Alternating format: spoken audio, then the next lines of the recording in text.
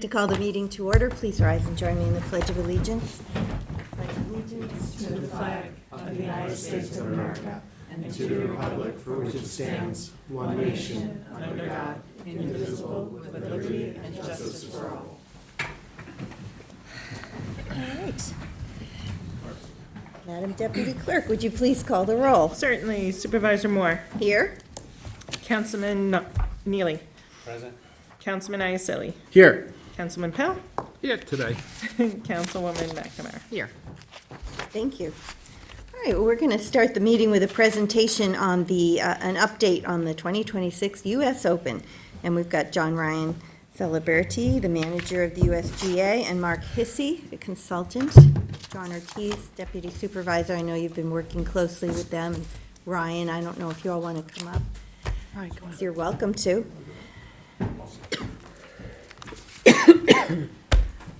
So we know a lot of planning has been going on for the last year and a half. Yeah, just a little bit. First and foremost, just want to thank you all for taking the time to meet with us and hear us out and at least hear our update for our plan. We're rolling. Everything's coming smoothly right now, except for the snow that we have out there, halting our construction right now for what we have. But we're excited. Everything is really going smoothly for us. Our planning and logistics are really going as best as they can. But really, we'll take a real deep dive into how our championship operations have been going and kind of go a little more in depth of how we've been working with the town and all the different operations that we've been going into. So if you want to just cut to the next slide here. Oh, thank you for the hard copies also. Yeah, absolutely. So we're still kind of for the championship overview. We're still at the same planning of the 32 to 33,000 per day for the championship. We expect about 150,000 for the full week. We're still that same capacity for the whole thing. Tickets are still on sale, daily and weekly packages, so residents can still be able to buy tickets at usopen.com. And then our volunteer force is really strong, 3,600 volunteers, 1,600 on the wait list. And then we have about 400 plus that are local to the community, but we think that's even more based off our friends that have second homes out here. So we think that number's a little more just based off the people that are from New York City, based off our billing address. That's what we base everything off of. So excited for those different opportunities. And then I'll go a little more deep dive into our construction update, but we did start breaking ground in December on some infrastructure roads for the golf course. So we did start getting some roads around the driving range and cutting some roads for kind of near the 17th hole to be able to get some of our trucks deeper into the golf course.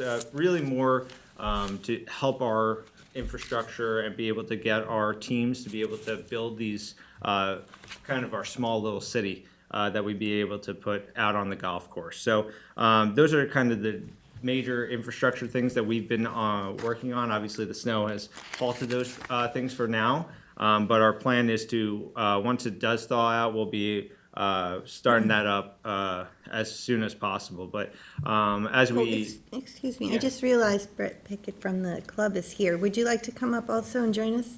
I'm Nick. I'm sorry, Nick. Yeah. I'm leaving You don't want to? No, but I'm here if there's any questions. Okay, all right, thanks. Thank you. Yeah, so other than that, I mean, there's our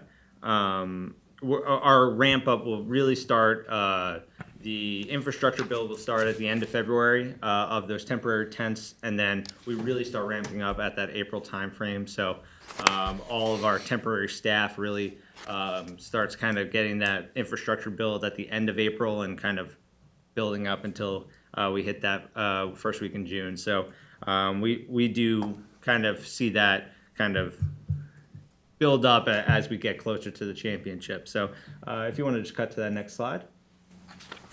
So I just want to kind of go into the other groups that we've been working with outside of the town of Southampton. So Stony Brook University has obviously been a huge partner of ours, being right across the street from us.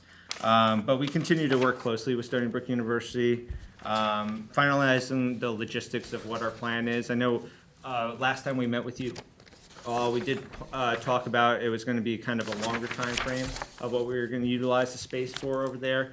We've kind of dialed that back a little bit. We're going to only utilize the space probably from an April time frame to a July, but we're still kind of in that process of finalizing that agreement with Stony Brook University. So we're still in that finalizing that agreement with them, but still have been a great partner with us, and then with Stony Brook Medicine, they'll probably be our first aid provider for the championship also. So rolling into Shinnecock Nation, we're still working with them to be able to have a formalized framework agreement for it, to be able to showcase them for the championship, but also at the same time be able to utilize some land space over there for the championship. So we're excited to be able to have a much different relationship than we did in 2018 with them, but at the same time be able to have some type of semblance of being able to showcase what Oscar Bond and different opportunities that they've had in the past for the Shinnecock Nation. So excited to be able to showcase them a little more in 2026. Suffolk County and Suffolk County and New York State have been great partners with the USGA throughout the years. Suffolk County alone, this week alone, we had a great meeting with Suffolk County.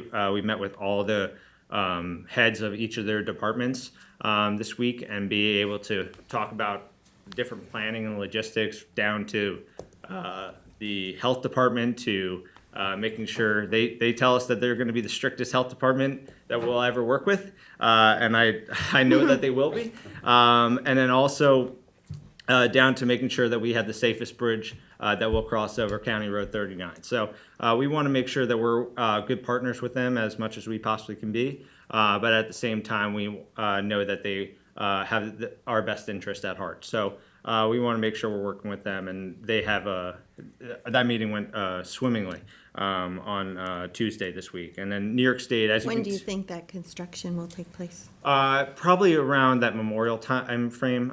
We'll probably work with the Highway Division to kind of make sure that we have that set in stone, to make sure that we have the road closures and modifications to be able to make sure that we have the right permits in place. But we'll be able to make sure that the residents have the right time frames to make sure that when we do have those, we try to make sure that when we make those modifications, that it is at the least, Like in the middle of the night. yeah, middle of the night. We know we're going to make traffic when we do put that bridge up, but we're going to try to make sure we have the least amount of impact as we can during They that do it time. at 8 o'clock in the morning. Yeah. We'll keep it away from the trade parade as much as we possibly can. Saturday night into Sunday morning, I think, wasn't it? It's like a Sunday night, usually into a Monday morning, so that it's at the end of we try to keep it all to one night also, so that it's not we're not going. Because into Sunday two night, you have nights. people going back home. Yeah, so So you're better off doing it Saturday. it's tough. We try to make sure that we're at least we'll use our operations team with Kilowatt Events, who does our bridge. We'll work with them to make sure that we have the right schedule, and working with the Highway Division to make sure we have the right changes to the roads. We had a good plan in 2018, it seemed like, to be able to push everyone to kind of Montauk Highway and Tuckahoe Road. So we'll. Do you talk to the, what highway? The county? Talking about DPW? Yeah, DPW, but also Mark Rager and Art Okay. to be able I to. just want to make sure you get there in the loop. Correct.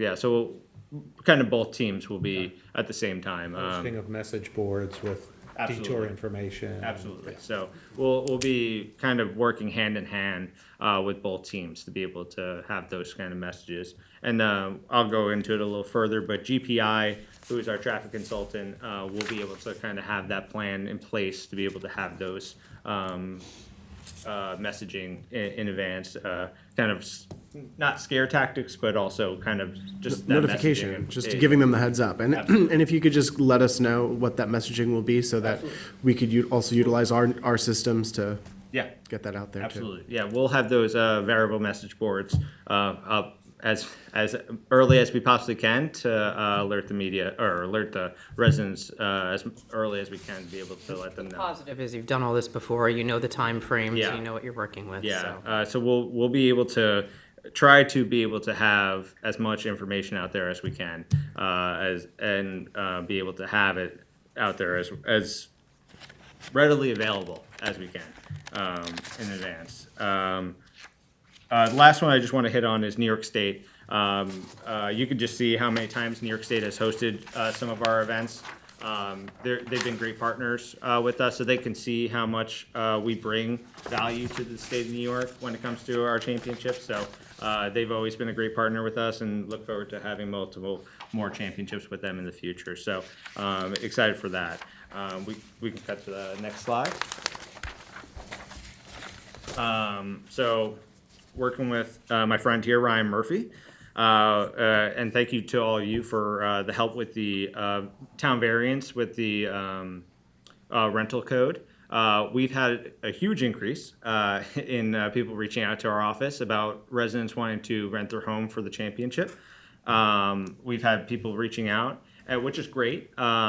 We've also been making sure that people know the code and know that they have to follow the requirements and register with the town to make sure that they are following the proper procedures when it comes down to it, that they are following those procedures to be able to rent their home for the championship. Do you have information that we can pass around? Because I mean, people have come to me and asked me they'd rather rent to you guys for Yeah. staff or whatever. They don't want to go through Realtors. turning Yeah. overs and realtors and all of that. So from the sense of the USGA standpoint, we as the USGA don't really have a need we have fulfilled our needs as an organization for kind of our home rentals, and then from the standpoint of what kind of a player or kind of a vendor need, we have kind of been utilizing two vendors, a Stay Marquee and Augie Horner, a Shinnecock member, as kind of our two standpoint of those as our default, as kind of the two people I've been pushing people to. But other than that, any other agent has kind of been the default. We don't want to give anybody bias in the.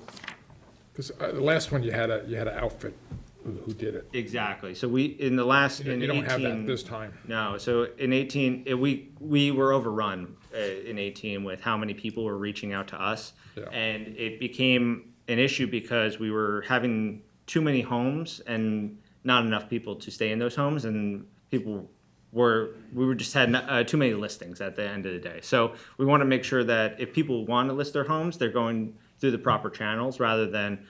I just want to make sure that if from a USGA standpoint, we do not have the capability of having all these people.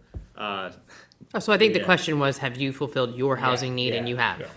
Correct. From a USGA standpoint, we have fulfilled our need. I would say from a player and vendor Spectator. standpoint, we're defaulting to those two kind of State Marquee and Augie Horner are the two that I've been pushing them to as for their accommodations. Villages have tied into the time period which is Correct. allowed, right? Correct. So the village, Southampton also they have their 2-week minimum once a year that they can also do that. So they have kind of, I've talked to the mayor there too, which is great that have the same kind of or village variants that they could be able to do the same thing. So they're under the same kind of code at the same time. When it comes to some community engagement, our Open Works program, I've mentioned this a few times, but this remains a great opportunity for locals to be able to be part of the workforce for the Open. Gets involved in the championship from a temporary labor standpoint. We're always looking for people to be able to be a part of it, from a parking vendor to cooks to you name it. We're probably going to need somebody to be able to help us out for the championship. So there are staffing when it comes down to it, and then also if there are the local baker or things along those lines, they can fill out the Open Works program to be able to try to be involved with the championship. So the Open Works program, listed on the USGA's website, has all that information there. For those fans attending the championship, the Know Before You Go fan guide is really the one-stop shop for people attending the championship. That will continue to be updated for people that are attending the championship, giving all the parking transportation information, admission gate locations, what prohibited items you can bring to the championship. So that will continue to be updated. And then something John and I have been working on is creating a Town of Southampton microsite.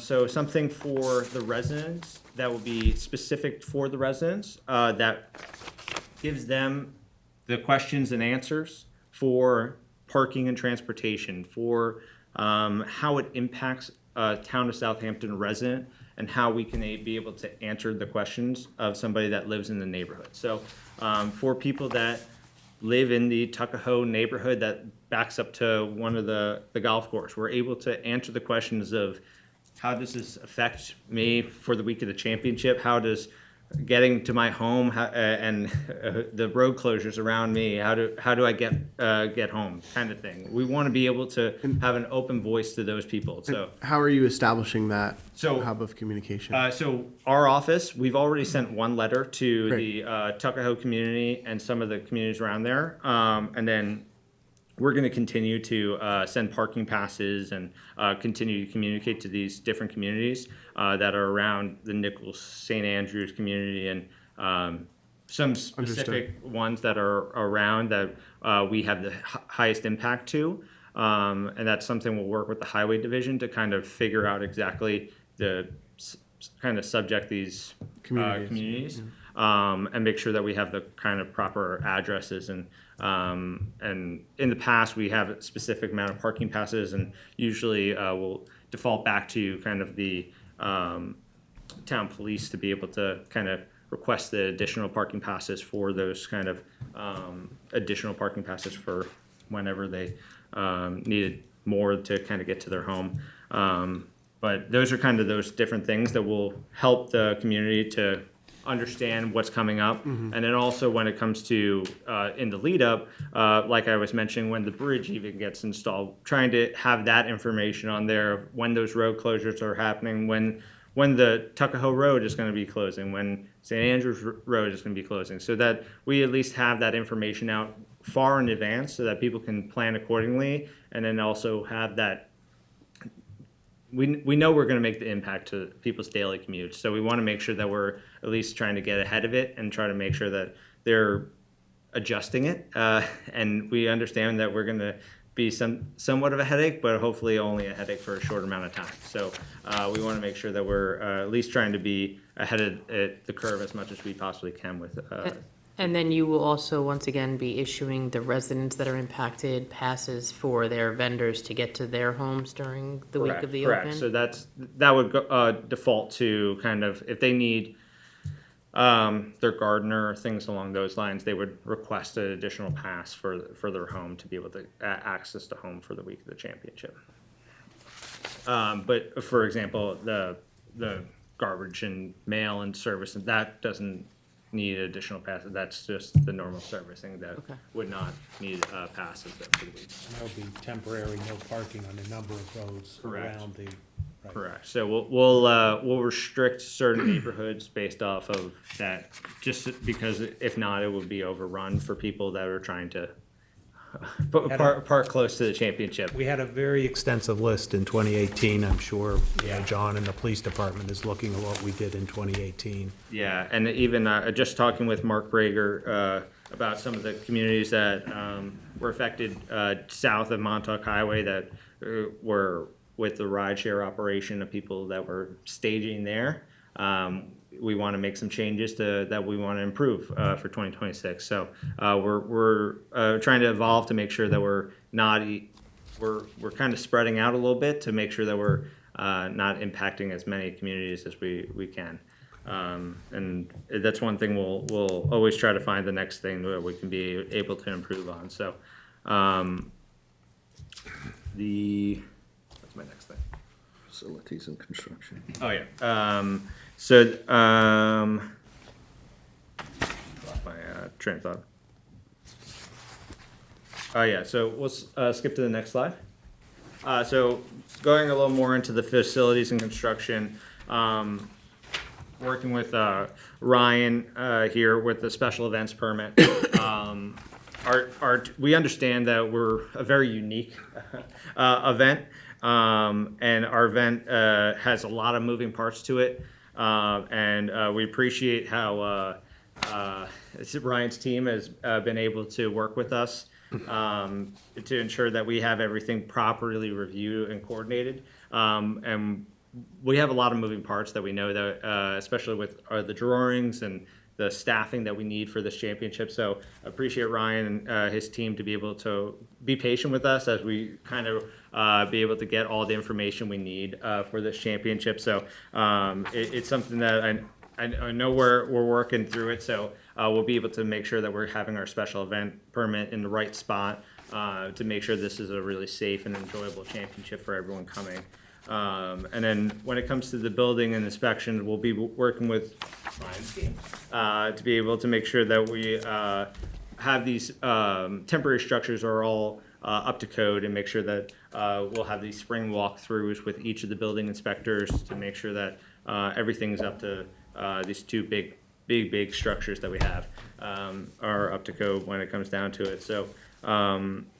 And additionally, our on-site operational lead, Brian McGinn, has had the ongoing communication with Marty regarding the wetlands impact over at the golf course. So he's working with for the relevant permits when it comes down to it. He's hoping to kind of submit those by the end of the week or early next week. So that's kind of in the process right now. So just more to come on that, but just know that we have that still in the process of what we're doing. So thankfully, there's a lot of replicate. This isn't the first time the event has been here. Right. So there's a lot of replication of processes and procedures that have occurred in the past. The footprint has actually been scaled back a bit from the past, so the impact is even less than in previous years of the Open being in town. So this permitting process, the conversations with Marty, with my office, with the building department, those are all things that have occurred in years past. Everybody kind of has a degree of familiarity with each other, the setup, the timelines. One of the nice things about the Open coming back periodically is that it's not spread out so far that we have a lot of the same faces that are involved, that people kind of know the drill. We know what's going on, and those conversations can occur a lot more smoothly and easily because we can kind of repeat and then just improve on things that have been done in the past. it was nice that Ryan had the binder from 2018 and it literally had a post-it on it that said, "Please do not throw out for 26." Yeah, So that was That's nice. great to hear, because I was very involved in the 2018 Open, and we did do extensive pre- and post-event. So I'm glad the binder is being used. That's- And we're going to do it again for the next time around. Exactly. And if I could just, along those same lines, the number of ticket sales is reduced from previous, it was 40 in 2018, I think. So I think that's going to have We've a done big, we've done a little bit of a haircut from 2018, knowing with the club and also just knowing how difficult it is to get people here. Yes. So it's and kind of the reduced of the footprint on the golf course. So that's kind of those two impacts that we want to make sure that we're making it more enjoyable for the people that are coming to the championship. We don't want to pack people into Shinnecock Hills, so we want to make sure that everybody that's coming is actually having the most fun they can have at the championship. So. And one other thing, this crowd is a very different crowd to the Ryder Cup. The Ryder Cup is a different entity altogether. it will not be like that. It never has been and it never will be, you know? So don't look at that recent history as a marker for what's gonna happen. Yeah. Very true. Thank you. Yeah. So the wetlands, that's important with Marty, just Correct. because of where the vendor booths maybe are placed and Yeah, so the layout? you've got the press area, which is definitely more towards a wetland area, but there's other portions of the course that fall into the category, and just being environmentally sensitive through the entire build out and the impacts to the area, I think, just in general. Yeah. Okay, yes, good to get that guidance. So we can cut to the next slide. So, as everyone's favorite topic, highways and transportation. So one of the biggest updates that we from our last session is our changing of our general fan lot to Calverton Airfield. So we are not using Gabreski Airport at all for this championship. With just the economic development over there and changes over there, it's not able to facilitate what we need for the championship. Calverton has all the space in the world. We can park every car if we needed to for the championship over there. But we're happy to work with the town of Riverhead. We have an agreement with them. It's our first time working with the town of Riverhead. It was great to be able to have the conversations with them going into this. They were more than willing to work with us going into it. And we know that it's going to add travel time for those fans coming to the championship. Obviously, we'll try to get creative in how we're getting fans there. But we know that it's going to have more of it just is going to be easier for us to be able to have a paved lot rather than putting people on grass, where if we do have weather, we would lose the lot, and then we want to make sure that we're making sure that we have what we need for the championship. So And the people that park there, I assume there will be some sort of shuttle? yeah, so everybody, free shuttle coming from there, running nonstop, basically, all day. And then for that shuttle, we're basically just coach buses coming that will go around Sharpland Road. Basically the same route that was coming from Gabreski, just now from Calverton. You're So- not gonna use Gabreski at all? No, it's just with the Amazon warehouse and with the new FAA regulations, we just can't be able to use the runway, so. And Calverton, you know, it's ideal. I mean, Yeah. you know, we've got huge runway there. You know, there is a nesting area in between that we're fencing off, which is, we're gonna make sure that there's tick signs up there and everything, so people don't be traipsing through there and. Park primarily on the runways, is that what we do? Correct. Yeah, Yeah. yeah. We will It's use ideal. the Yeah. eastern runway, These, yeah, and that eastern runway can fit Yeah. everything. yeah, So, right. It's the longest runway in the East Coast. I Yeah, think. basically, so. Who you dealing with, Dawn Thomas over in Riverhead, or, you know, have you been dealing with Dawn? I know Dawn is the head of community development. I don't know, who in Riverhead have We've you been been dealing with dealing? your counterpart a Yeah. lot, actually. Oh, it's, Yeah. okay, yeah. We just had the new town supervisor, which his name is now. Jerry? Yeah. Jerry. He just signed our contract, so, into effect, so. Great. And then our rideshare operation, same rinse and repeat as 2018. It's going to be on Stony Brook's campus. We're going to kind of expand it a little bit. We did create a matted road across the federal field. That is that big field that's on that it crosses. But we'll kind of create an additional lane for ourselves to be able to fit more cars for staging purposes, to try to pull some more cars off of Montauk Highway, so that we're able to kind of alleviate some of that traffic. And then the Long Island Railroad, we continue to have great conversations with them. They're continued to be able to be a great partner.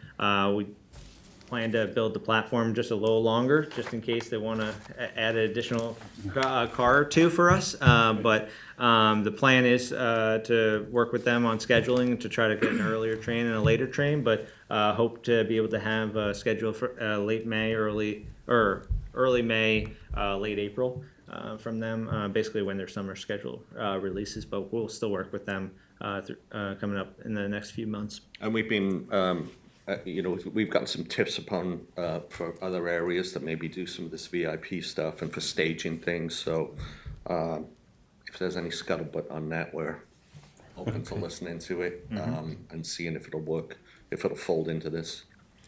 And I just want to list out the other parking lots that we do have contracted or working on a contract, just so that you know where other cars are going to be parking. Our plan is really to have cars not have to cross the golf course is really what we try to do. So having cars that are coming from the east get caught at the Hampton Classic, they get on a shuttle. So we have people coming.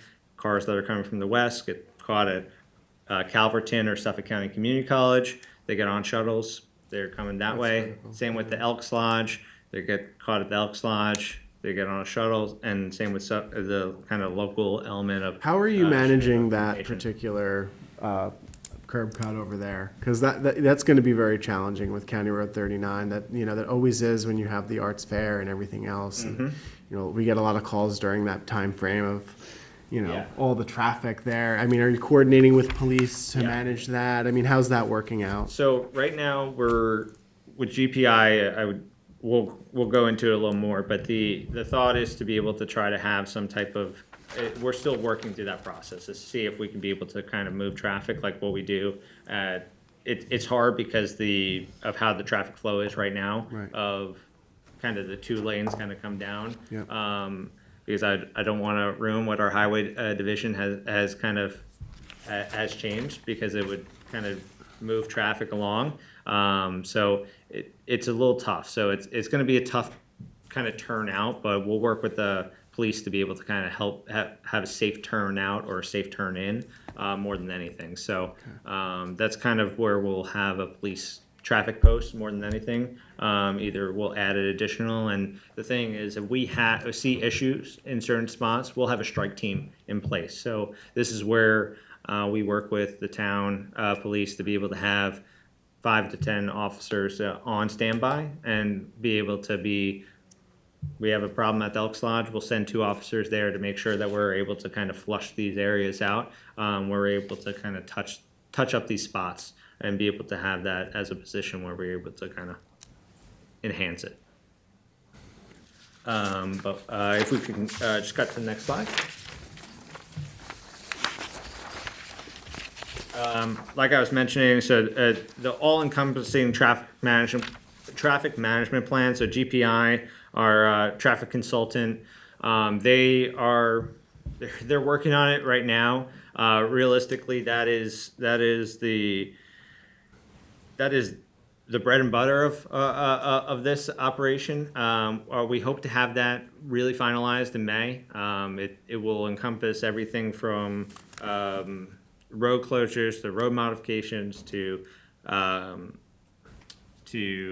shuttle routes to what our parking passes look like, so that everybody knows what they're looking for. So we want to make sure that everybody has a detailed understanding of what our traffic plan is, and that's something that we will be able to kind of present also to the board, so that understanding that there's at the same time of what we're doing. I So have a question about yeah. the Elks parking lot. Can you turn just right in there, or are you be able to, if you're heading east, can you cross, you have to stop the traffic to cross the lanes? Because that should not be allowed. You should only be able to turn, if you're heading west, right. So Because that stops a lot of traffic, because now you're stopping both lanes. No left-hand turn. eastbound, no left-hand turn. Right in, right out. If you're on 39, Yeah. You can't, when you turn in, you should, turn in. you should not be able to cross the lanes when you turn in. But if they're coming in the morning, right? In the morning, or are you just saying on Across the those outbound? In Leaving. the afternoon. I mean, In the morning, it's okay. West only outbound. In the afternoon is what you're Afternoon going saying, west. not crossing back over.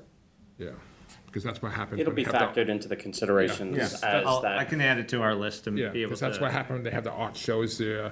People want to turn in there and. Yeah, they want So to go thankfully, back eastbound. thankfully, one of the big differences between this and, say, the art show, for example, is Coming this is morning. parking. This is purely parking. So the art show, you get a lot of square footage of that site that's soaked up with the actual build out of the facilities for the art show.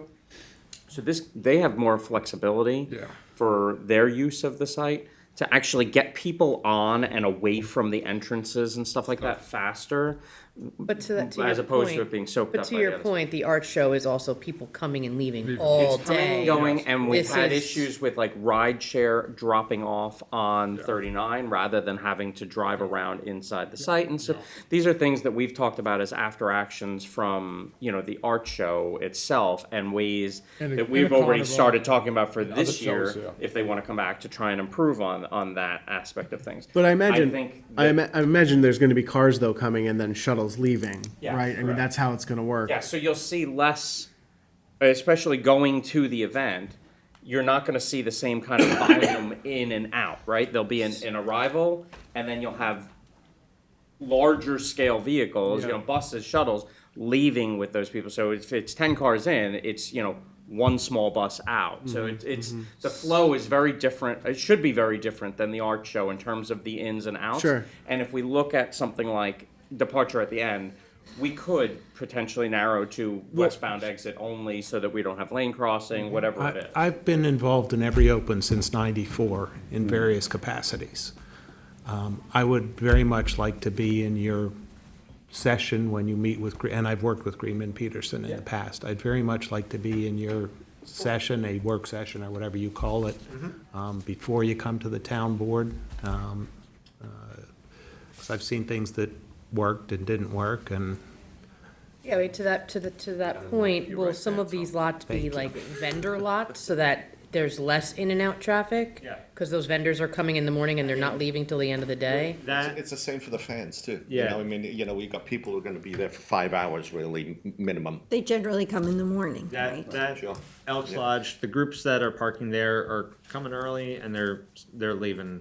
Okay. It's not a come and go group. That's It's a somebody. VIP Yeah, area, it's right? a corporate lot. I would It's- assume you're not really buying a ticket to the US Open and coming for an No, hour. your average fan is staying most of the day and they're staying the whole which, time. which brings me to another transportation subject that, as you said, they come for the day. Yeah. When I was the president of the Chamber of Commerce, which was my first involvement with the Open, the great challenge was how do we get people to come into the village of Southampton? And I see and I read, that question is, back again this year. It's every time you have an Open is how do you get them? And of course, we always used to say, well, they're going to have a great time at the Open and then they're going to come back for a vacation in, Southampton, another time. But on at least one of the Opens, there was a shuttle bus that ran from the college parking lot to Agawam Park. We did it in '04, and I We think did we in did it for the 18. Women's Open in '13 also. And that was pretty successful. Yeah, it was. So I guess it's on your radar screen. Yeah. I think the village would, the been merchants. Talking with Roy Stevens. Okay. And I think we're still in the process of it and still in discussions about it, but it's something that's on our radar. And something, at least from the village standpoint, we're still talking That's great, about, because so, I was pleasantly surprised at how well it worked. Yeah, and it's something that at least we're looking Okay. at, so. Great. I think to engage them too is to how to give out-of-towners an update on what is in the village for them to, to make the Right. most of that. Right, and that's where the Chamber of Commerce can be a big ally. Yeah. From, yeah, I think I've touched everything on this. Sorry to throw you off. Good. But needed a I'll add that for the Elks Lodge for the right turn only out. That's a good point.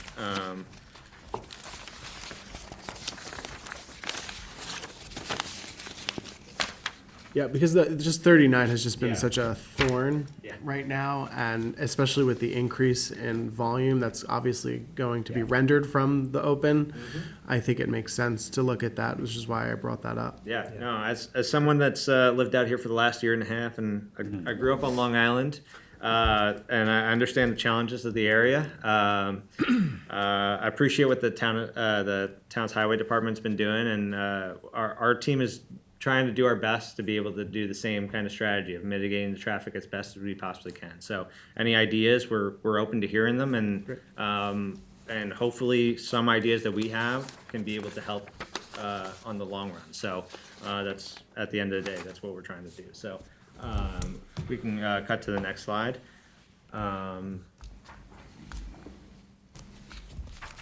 I'd be remiss if I didn't highlight our public safety officials. They have been tremendous in a component of our planning for and logistics of this championship. Chief Kiernan and Captain Caleb have been fantastic in our planning efforts. We've had our all-agency meetings already kick off last year, and then we had one 2 weeks ago. And we're already rolling. We're excited for this efforts for this championship. So we'll continue to have our monthly meetings, and this really keeps us on track to make sure that we have a safe and secure championship as much as possible. So really excited for them for this championship and make sure that we're rolling. So it'll be a good one. Next slide. And then just kind of looking ahead, our team will follow the town's guidance as we move forward with the permitting process and things along those lines. If there's things that you need from us, please let us know. We're here. We're local. We're right on North Sea Road, so I'm happy to stop in at any time. And then we're happy to return and just be able to give additional updates as we continue to progress. So I think that would be really great. So like once like you kind of review everything and you take into some account of what we've suggested here, I think it would be great for a follow-up update for a work session. yeah, absolutely. And then I think one thing I just wanted to touch on too is just if there are residents that are watching this and have questions about the championship, how it's going to impact them, please reach out to us. 2026 US Open at usga.org is our general inbox. We answer questions daily, so please reach out to us. We're able to figure out exactly how we're going to be impacting you as a resident, and want to make sure that we're good community partners as much as we can be. So happy to be able to answer any questions. So Thank you. Great. And I like your last slide. yeah, Cute. yeah, 137 days. 137 days and counting. I'm sure you're counting every minute, right? Absolutely, absolutely. And of course, you're coordinating well with the golf club. Oh yeah, oh yeah. And Nick Back there. Conlon, the general manager, does anybody have any questions for Nick? Or do you have any questions for us? I just want to thank you all sincerely on behalf of the board, the members, for your support. And it's a huge honor to have this sort of greatest championship in the world come to Southampton, and we can't do it without you, so thank you. Well, thank you for hosting.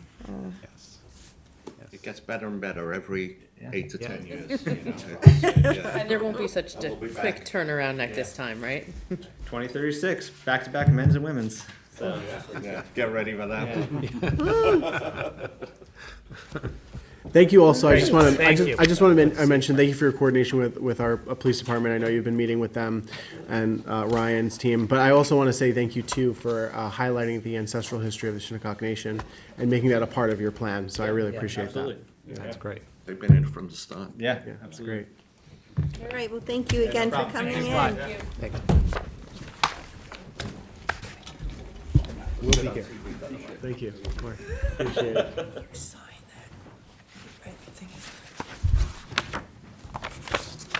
Okay, I'm gonna, our next topic is some proposed community housing fund projects. So why don't you all come up, Kara Back, our Director of Housing, Curtis Highsmith, Executive Director of the Southampton Housing Authority, Janice Shear, Town Planning and Development Director.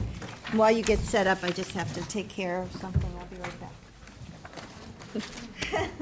Don't start without me. Yes, we will. Good morning. Morning, Janice, Curtis, Karen, and Wayne. No. Other ladies' name. Need more chairs? Get another chair. Take this one.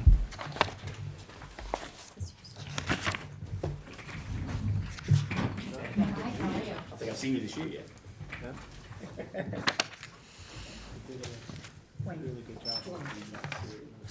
Oh, thank you.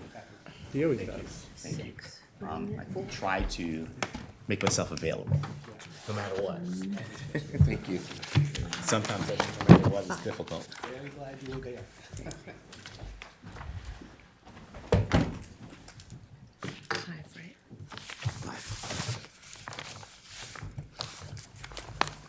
We can talk while we wait.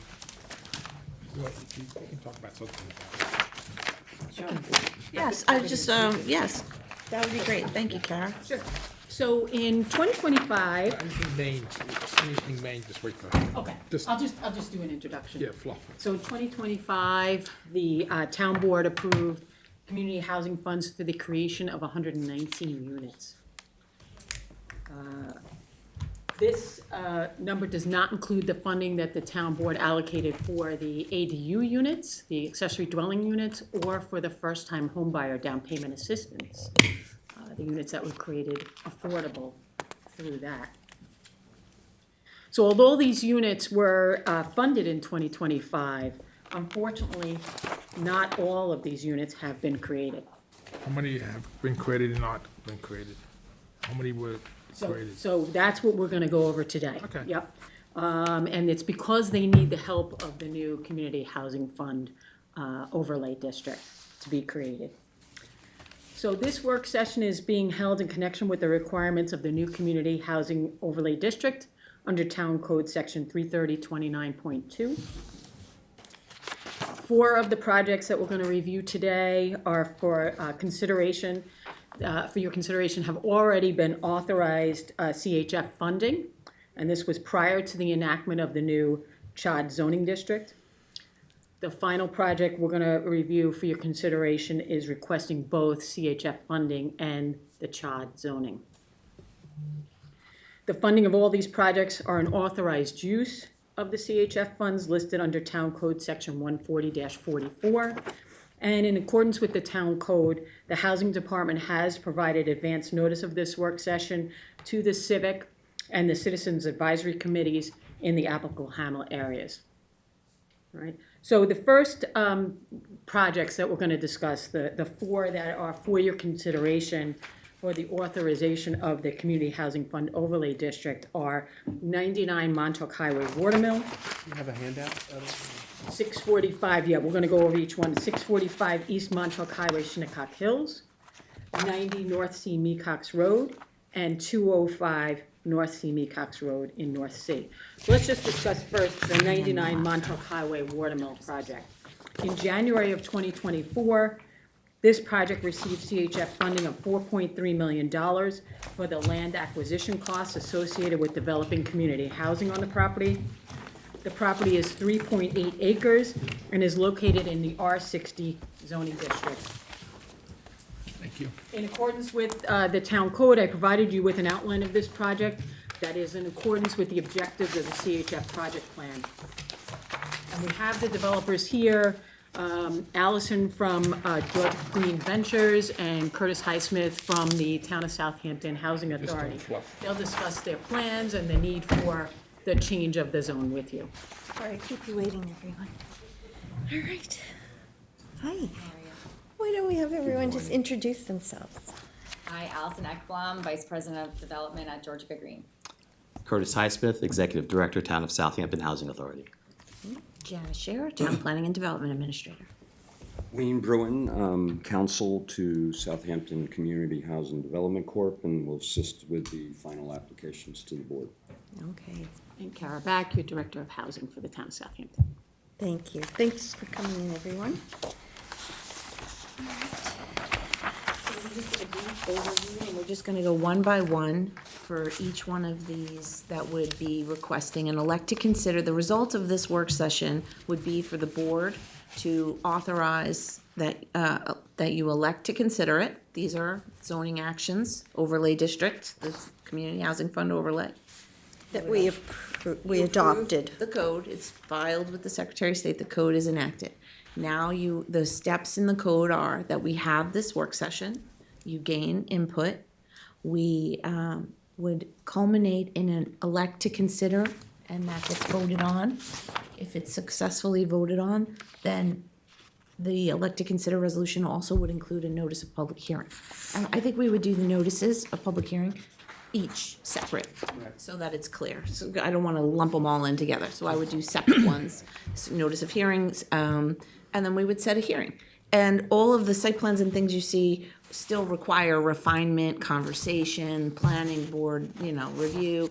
all these things. This is just so you have a sense of what the number of units and, what we're talking about for rent, for ownership, that kind of thing. But we already approved the funding We've for already these. approved the funding, and then we realized that it's a serious zoning challenge. And then you enacted this community housing fund overlay district that will give you the ability to create these projects. That's what you want to do.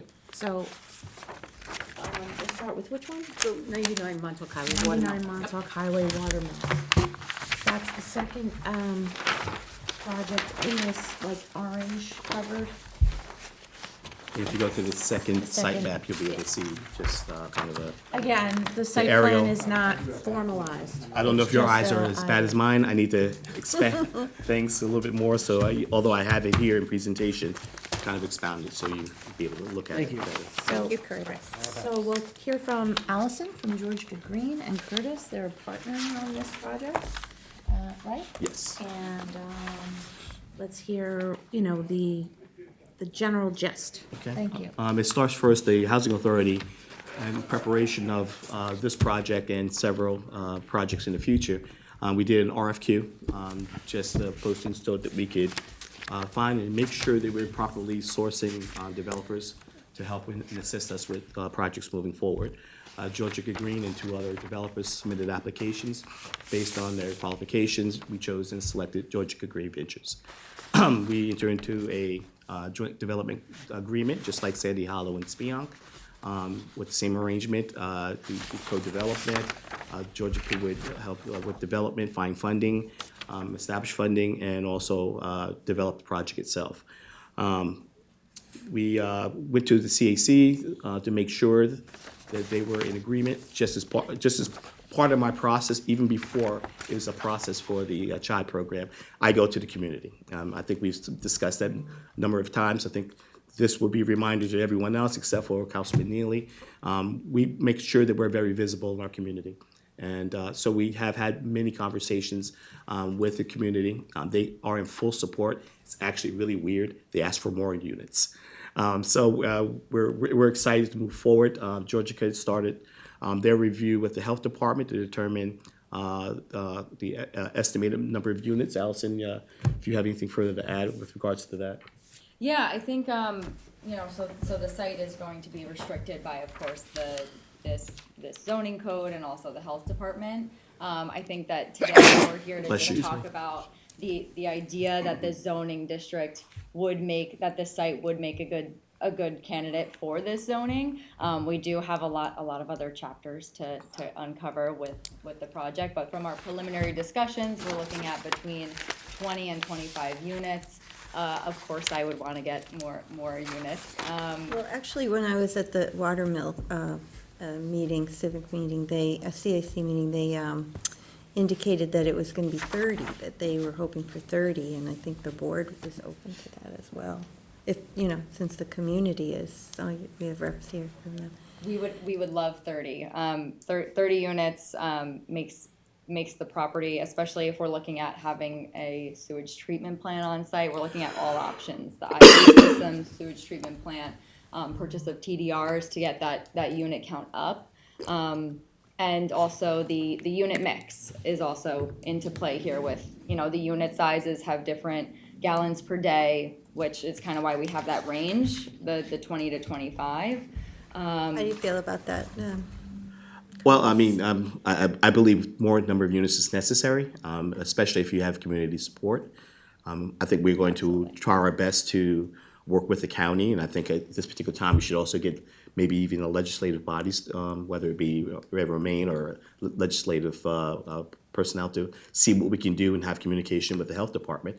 Because what we've determined, what we've seen so far, even with Sandy Hollow, is these systems, and Allison could attest to this, calculations are very overestimated rather. And so Our systems are underutilized. Very much so.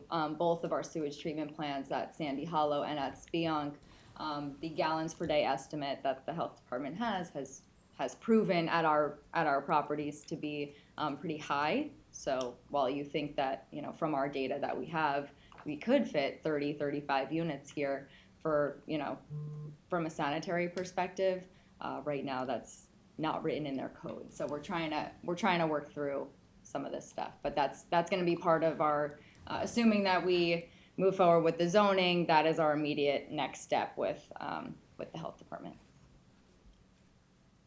Any questions? I think what we're saying is we would be supportive of that, so you have our full Letter of blessing support to. would be helpful. I think if the board could write a letter of support, especially specifically to the health department, that the need for affordable housing, and that, we've addressed the need many times, that, and you would be supportive of an additional number of units. No, this was already approved legislatively, so would we need to, if we're changing the units, does that reset? It hasn't anything? been, so now you're in the process of laying down that zoning Child- on here. right. And so it's been approved funding-wise. Right. But now you wanna zone for it, and part of your zoning analysis is what will the health department let you do? Okay. So that's what the whole gist is here. We'd like to do more, they have their standards, we're trying to see, we do have maybe some offsets in Watermill, they that could maybe help, so we can work with the housing authority and George Green to talk to the powers that be at the health department. And especially what they really want is floor plans. They don't like to talk to you without true floor plans of what you're really gonna do. So we need to sort of develop that. The site plan is also in need of, some refinement. So we'll work on the site, if this is, in advance of the public hearing, we'll work on the site plan, we'll work on the floor plans and get some more clarity from the health department, so that by the time of the hearing, we have a real, And given actionable. And given the public support from the CAC, does that tick the box on the community's input? Yes, it would, absolutely. Should we get a letter And from the CAC if we can get to also? those more units, I would also, oh, sorry. As part of the hearing and all that, we can work with the health department and ask them what they need to find their way to supporting it, or whatever it is. It's really just a matter of regulatory, this is what the code says, and if we want something else, we have to go to what is their zoning, as a board of review. So we can work through that. So what does the code say? It limits the Code is number? somewhere between 20 and 25. We're talking about 30 to 30. The county Health, Article 6, yeah. So What's the we're- hydro zone? Is it the half acre zone? Do you know the hydro zone So for the we stuff? just, there's some nuances to that. I don't want to speak of it, too far down that road without the analysis from the engineers, because that's really what, Could you get more units if you had some one-bedrooms in there? Is that a possibility? Really, the only thing that moves the needle is a studio. Okay. That would, if we add some studios, we could potentially get that unit count. Because, I mean, I'm just thinking if we're It doing drops more the units, the I would like to gallons do. per day. Lots of different gallons per Because day. was it 150 generally for apartments, I think? it goes 152, 25, and then around. So the studio, is it less or is 150 the studio number? I So- think the studio's around 150, Yeah. the ones to twos or threes is the Yeah. 225. Yeah. Wayne, did you want to add something? I saw a little hand. Well, Cindy was in the middle of a thought. Groundwater management zone, it's in the 300 gallon. It's in 300 gallon per day, yeah. I was just gonna say, if we're doing more units, I'd like to do more of an income range and unit sizes, and not just do the 60 to 80. Yeah. I mean, So we'll Councilman lay it all Iacilli out. and I are actually gonna look at, and maybe this is the time to do it, if we're gonna be doing public hearings for all of this, is revisiting that overlay zone and removing the income requirement from it, so that you can have more of a range. So diversity of income type and unit types is critical for any project success. So you can coexist with a small studio and a 2-bedroom, it's all a matter of Especially with design. this location, you're gonna want some, professionals from the hospital to be able to stay here, the school teachers, this is a great location. It is. Is it There's traffic it- issues too, so we want to, everything's a balancing act. Just to clarify, you just said remove the income requirement or Remove the, enhance the specificity of it having to be between 60 and 130. which would open it up to. Which would open it up to between 50 and 60 if we wanted to, so. So you also have to realize, number of units rent is going to be offset based on debt services and operating expenses. So what we always do is we throw numbers, rent numbers out there, but not recognizing the rent has to substantiate the project. So before we can even talk about that, we have to do a pro forma. And so that would be the hope, that we could get some lower units in, and then also increase the upper end so that we could balance it out. Yes, that's critical, is to make sure you have a nice diverse mix and balance. The missing middle. Yeah, The missing it. great. So, should we move on? Well, so are you saying it's premature to do the letter that Curtis suggested? No, I or think a should we- letter is good.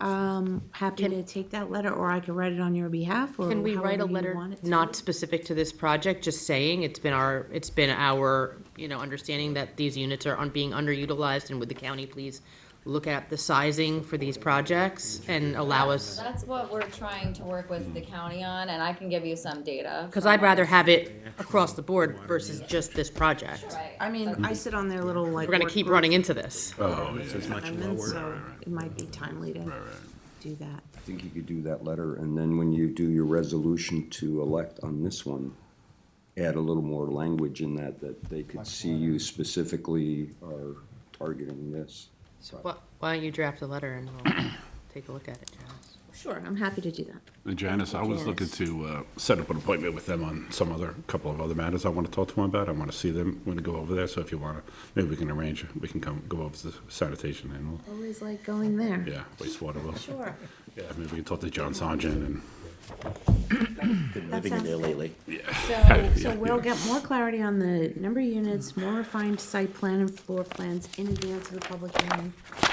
If you, and it sounds like you will elect to consider it. That's what we're here today for, We is would- that preliminary I don't think we step. would have bought the property if we Yeah. weren't gonna elect to consider Well, I this. have to, like, what about Pine Barrens credits? Are we able to transfer some in to address the health With the department? sewage treatment plant, you don't have to, but they call it a super offset, so yeah, that was in my head to like talk to them about that. Right. What how much How many- they'll how many allow, transfer, and PVC then the yeah, flow yeah, yeah, differential. yeah. And the treatment plant will have no problem.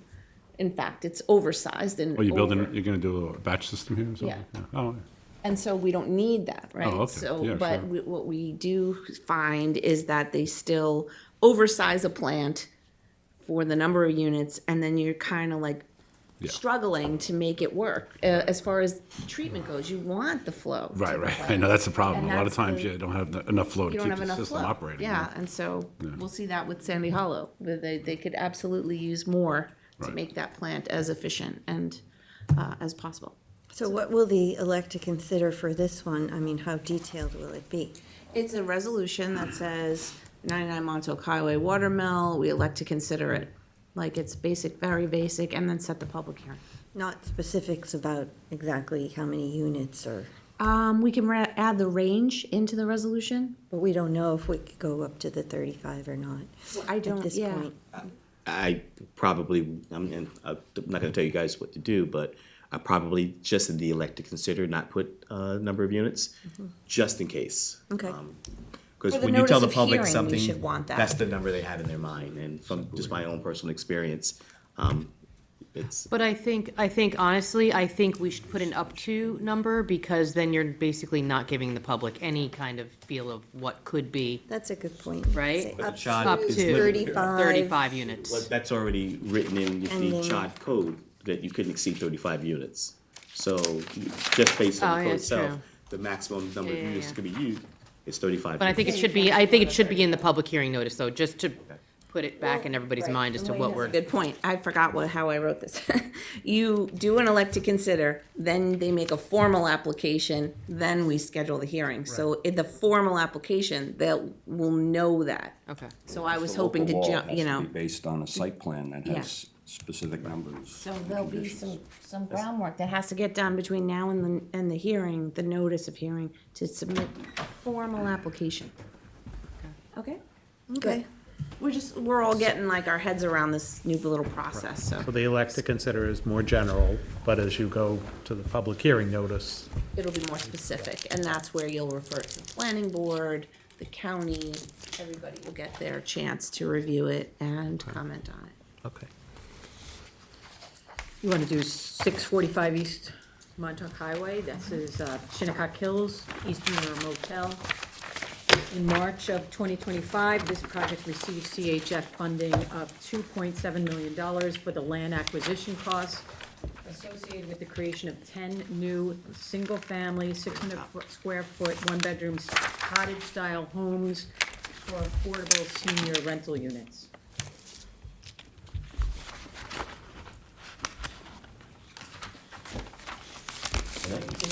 All right. The Eastern. It's funny, after we acquired this property, I had a number of phone calls and conversations with the community. Everyone had a story about the Eastern. Everyone stayed there at one point, they came home from school or college, and they've had some experience. So it definitely has a story for the community. How many can you publish? That's the question. I've heard stories. So, the Eastern, just a very brief history about we looked at parcel. I drove by this property pretty much every single day. When it became for sale, I saw the opportunity. We reviewed, put in an offer. I believe the initial listing was 2.9 million, 2.99, and we were able to get it down to 2.7. During that due diligence process, we've discovered that the property, although in Shinnecock Hills, was in the Hampton Bays School District. Reached out to the chair of the Hampton Bays, is it Civic or CAC? Civic. Civic, Ray. At the time. At that time, it was Ray. I had a conversation with Ray, met with Ray in person, went to the CAC meeting, also went to the Alliance meeting because I wanted to make sure that I really spanned all communication with the community, and reached out to the superintendent of school, which demonstrates part of this program is to make sure of the code change, is to make sure that we're canvassing the community. We did that very well. Community had some issues, not issues, some questions. They were answered and responded to. We decided and elected to do this as a senior rental. We will be submitting an application to do a 202, section 202 HUD project base for seniors 62 and older and or disabled. Each unit will be ADA compliant. It will be, so therefore it will be also subsidized. So seniors that may be on fixed income, this is a perfect opportunity for them. It's like a phase 2 of our Hampton Bays project. Our Hampton Bays is a project-based senior community. So once this is done, this will be modular. And we're looking at 10 units. We were advised that maybe keep one of the cottages on the site itself and utilize that for on-site super. We will do that. But I also reached out to the Shinnecock Nation. I had their leadership from their housing department come and look at the main building, which actually has an office in it. They're interested in it, and we want to donate that parcel of that building to the Shinnecock Nation for their purposes and use. Also, building? this is the middle building. So when you go into the parcel, it's the building right at the center of the park. You can actually see it's the one in the photo here, in front of the sign.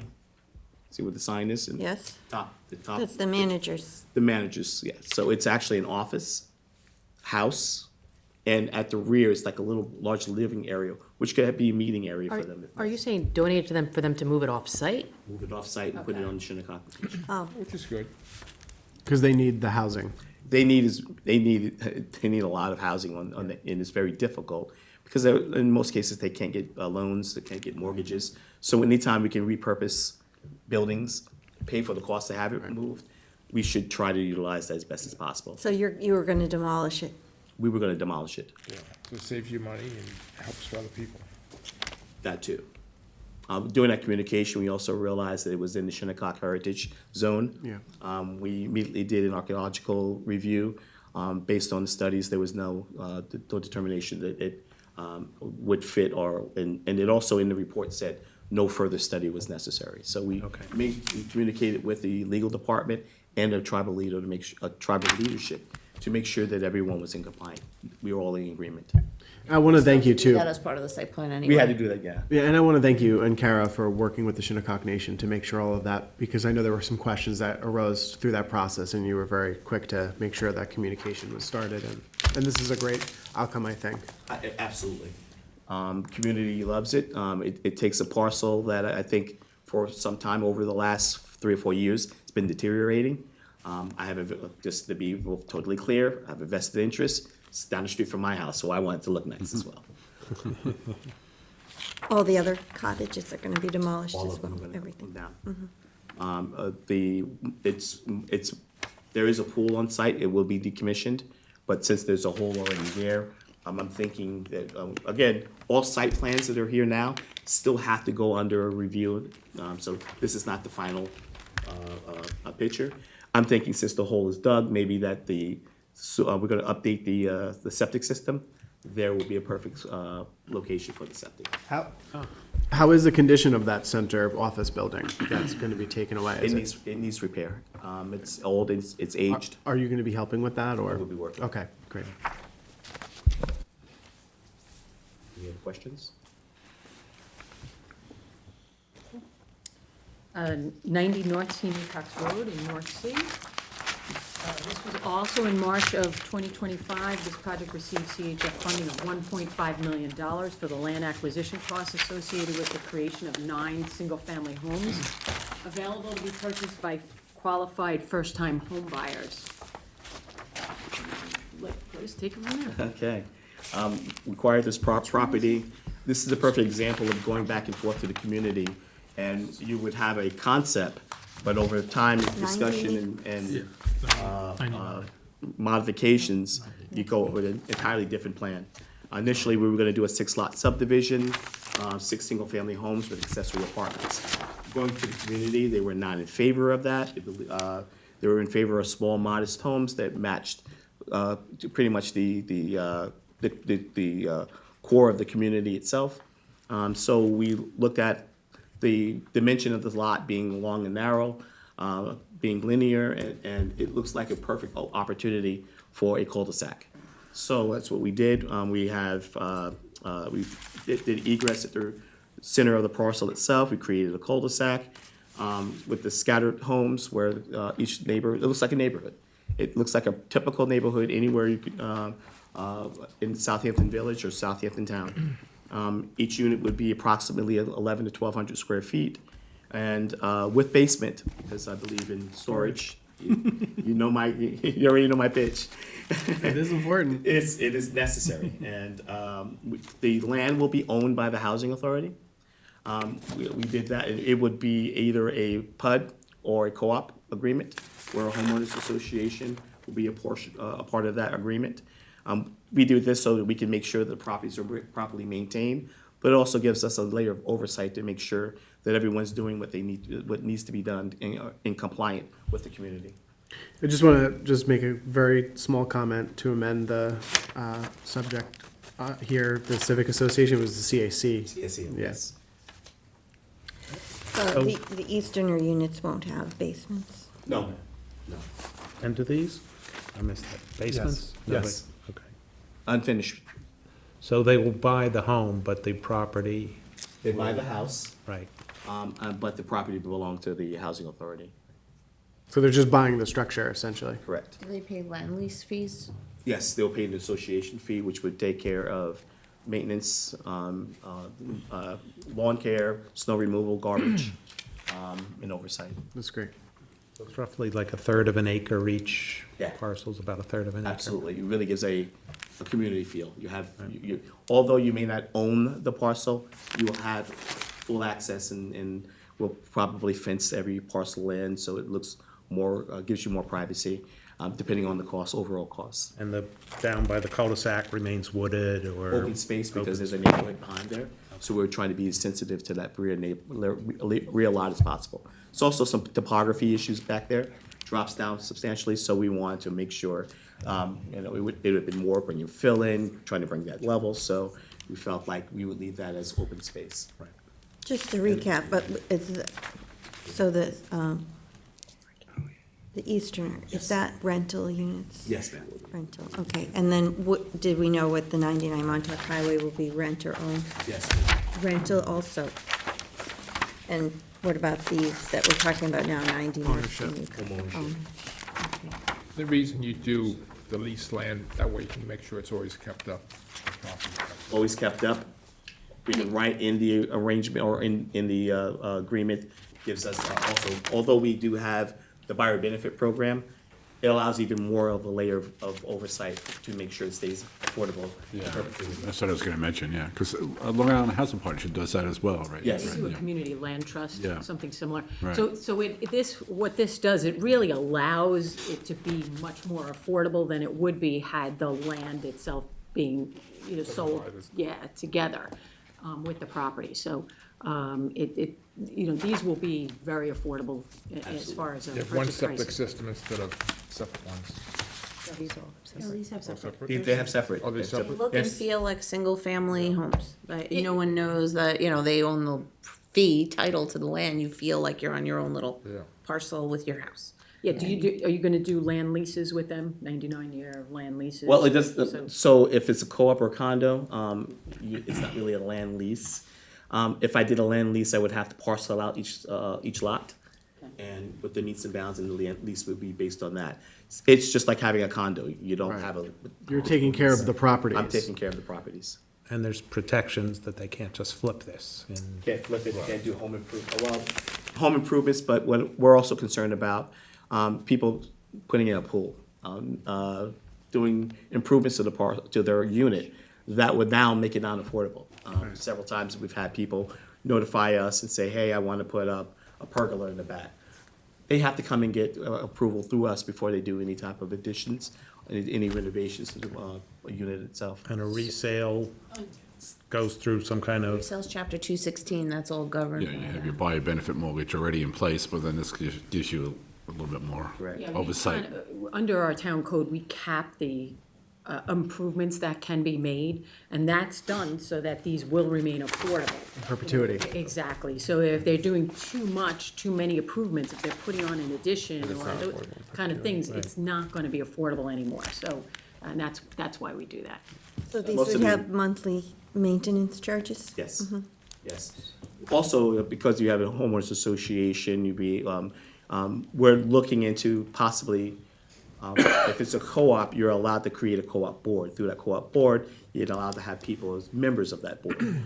There'd be an opportunity for maybe a person in the community to also be a part of that board, so that they can also have, if they have a question, any issue, it's total transparency. So just a question, so to that question of what's allowed and what's not allowed for additions and all that, somebody buys this home, would they be permitted to say, take that section above the garage and make that a master bedroom suite, and then make the downstairs bedroom an office if they wanted to work from home? No.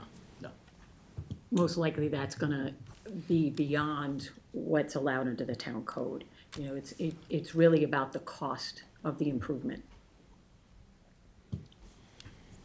Now, do they want to change the floors, the appliances, decorative things? Absolutely. And that's happening. It also adds to the value of the unit. So if they do floors, they do more appliances, they save their receipts, that it gets added to when they go to resell the unit.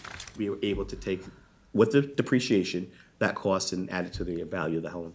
And we've had people do that under our workforce housing programs, where maybe if they've changed the floors to hardwood floors, or they put in granite countertops, anything that's permanently affixed to the premises, as long as it doesn't increase, it doesn't cost more than 1% of the cost of the home, then, they can do it.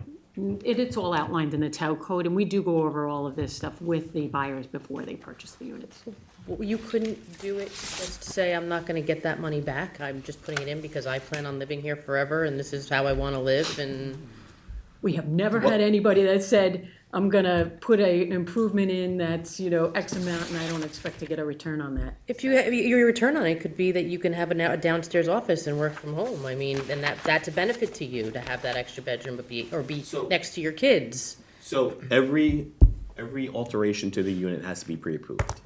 Has to be reviewed through our department to determine whether, A, it's going to increase in value to an extent that it's no longer an affordable unit. A basement, I'm always concerned when they say I want to make a livable or conditioned space in the basement. I'm always concerned about that. What does that look like? Instead of renting out the basement. Subletting, I'm always concerned with that. So it's case by case. If we're looking at an office, something small, it would have to be reviewed by our office. We can take in consideration, all right, well, we would have to do an inspection, ensure that it's not expanded beyond the degree of whatever dimension. We're not going to have the entirely a basement conditioned space where you can portion out bedrooms. Anything that's done has to satisfy the conditions of the law that establish that it is affordable in perpetuity. Correct, and it's all outlined in chapter 216 of the town code. Yeah. And these units right now, I'm concerned about additions. adding to the second floor of the garage or something like that. Well, the zoning can take care of that, because you're gonna customize your zone, and so if you don't want that to happen, then the zoning would, Yeah. prohibit it, so it's not even But that was my question, if you wanted to give up the downstairs. Well, I'm saying you bedroom can and put craft one the zoning upstairs. to accommodate what we're saying here, which is you can do X, Y, and Z so long as A, B, and Z, right? Like it can't go beyond blah, blah, blah. Like, you can't exceed 3 bedrooms, but if you wanted to move the downstairs bedroom upstairs, like, I mean, I just feel like you're getting into a point where, yes, they're affordable, but if they're affordable and they don't grow with your family, you can't ever alter them or change them beyond X, Y, and Z. I mean, it's like, you may as well rent them at that point.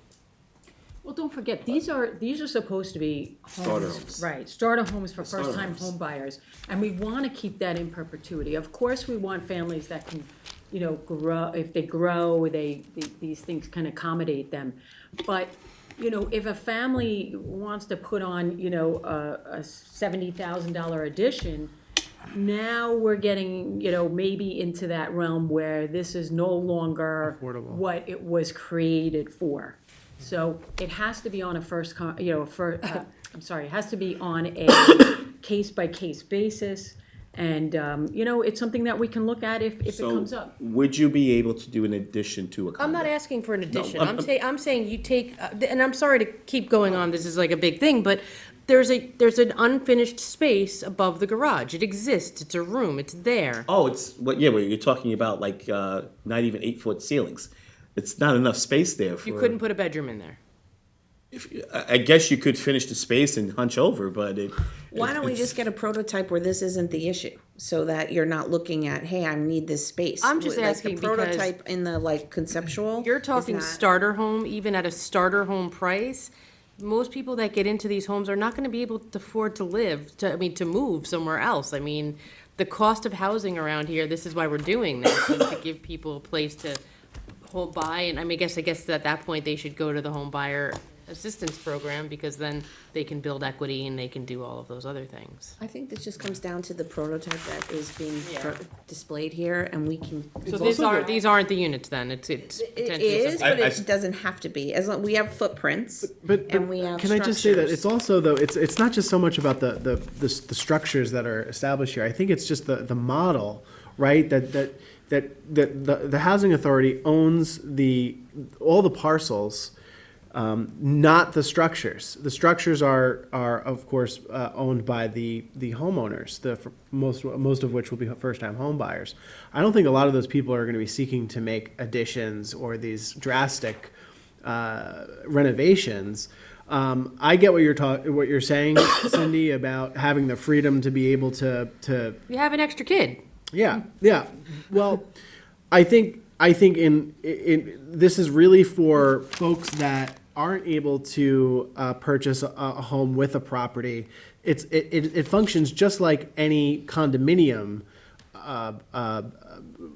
structure would function, which is that you really can't do those wide scale accommodations and renovations, because it's not really yours. It is yours to some extent, but you can't change it so much that it outpaces the original intent. Well, you can't expand the footprint because they don't own the property. Right. Correct. I'm not talking about What expanding. so what were your thoughts on that?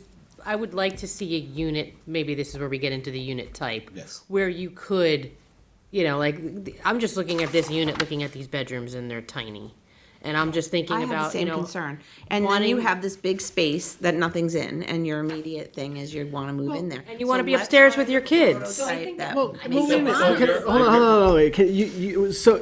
You're telling me you can't make an empty space, or let's say you have a living room, and you want to be able to make that a bedroom. You can't do that, or you can. You can, as Yeah. long as you don't exceed a certain cost Right. associated with that. So if what Okay. Cindy's talking about is finishing the top part of a garage, and these homes are going for, say $400,000, as long as that cost doesn't exceed what the town code allows, they can certainly do that. I don't know that finishing off the top part of a garage is gonna cost $50,000 or $60,000. But It may Curtis is not. saying if somebody wanted to do that, they can appeal to get that done. Absolutely. And the homeowners association would have to make a ruling on such. So maybe I should phrase it this way. I'm just looking for a unit that is going to be something a family is going to be comfortable living in and be able to accommodate having minor empty changes space inside is the the unit. issue. I think I started by first saying that from a site plan portion, and the examples are not the example. We're showing you what the community could look like. Yeah. We're giving you a kind of a prototype. We're looking for a home that's more residential. It's not looking commercial. It fits into the vernacular of the community. We sent an application to Move in New York for some of these, so to take care of both this and the next one at 205 North Sea Mecox. They have their own prototypes that we'll be looking into to see if they fit in. My biggest issue right now with that is the aesthetics aren't the greatest, but we're working with them now to see if they can make it more aesthetically pleasing. And I just, going into that too, if people buy these units, and there is a top number that they know that that's what they're capped at, right? So basically, if you want to make your Ford Focus a Cadillac, you're doing that at your expense, and you're not gonna realize that money back at sale time. Right.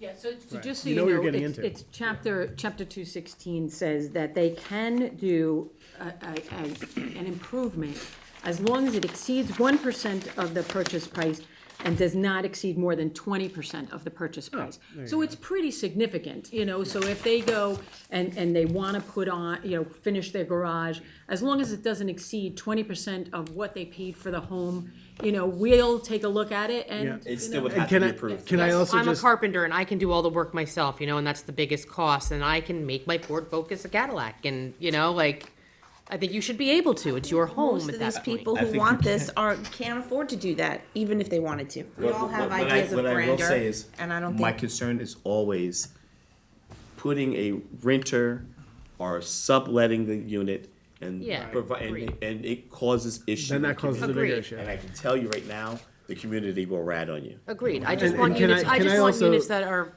family friendly. could I also, That's in the thing, right? You can't sublet. It's all in the town code, yeah. could I just also say, I think part of what I think you're trying to achieve is also providing that space for storage, which I know you mentioned that earlier, but that is actually a really important facet. So if you do have that empty space, I think a lot of people will be using, my family, we use storage constantly. We have lack of storage. And it's most people that don't have the ability to store anything in their home, they have a storage unit and they're paying hundreds of dollars a month, so. And that's important why we review this on a case-by-case basis, right? So we would probably come to somebody who asks us to be able to finish off their garage, for instance, for another bedroom.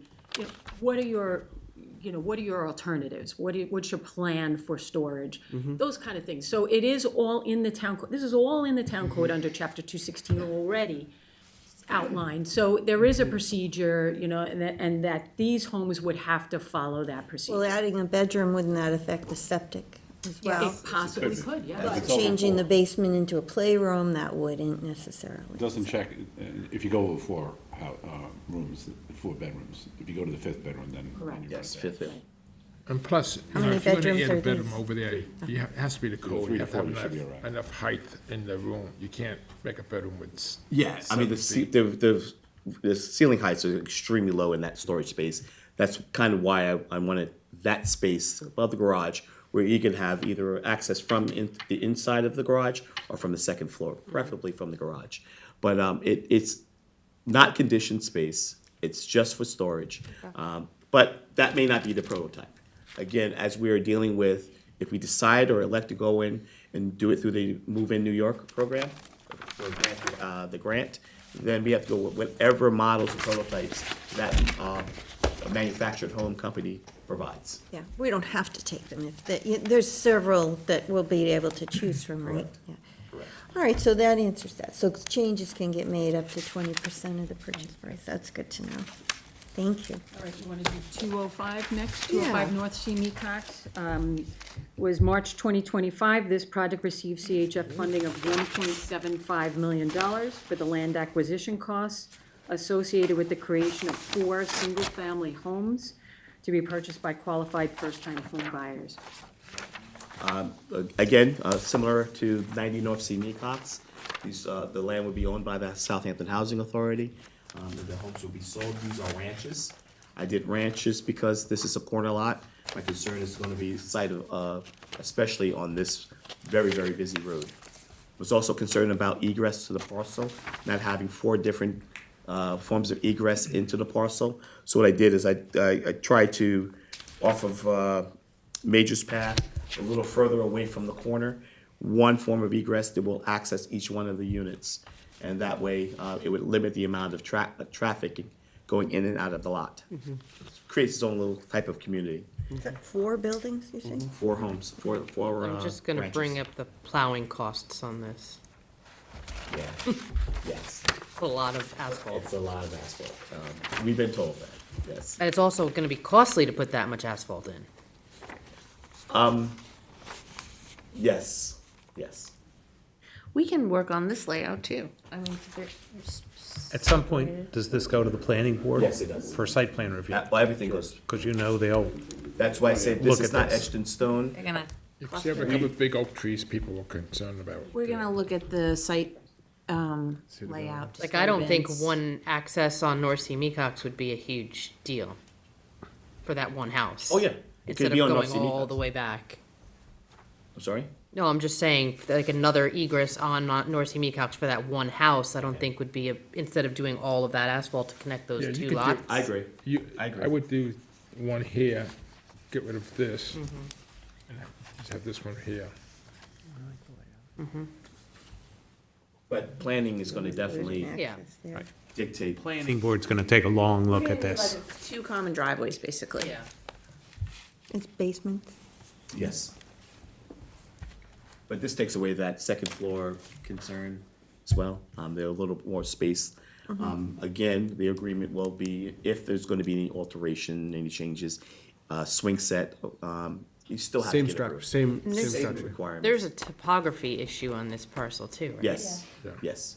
We're really gonna have to just What- look at it. Well, what I'm assuming is if you look at the site plan at the rear in that section, again, we kept that as open space because that's where the parcel drops substantially.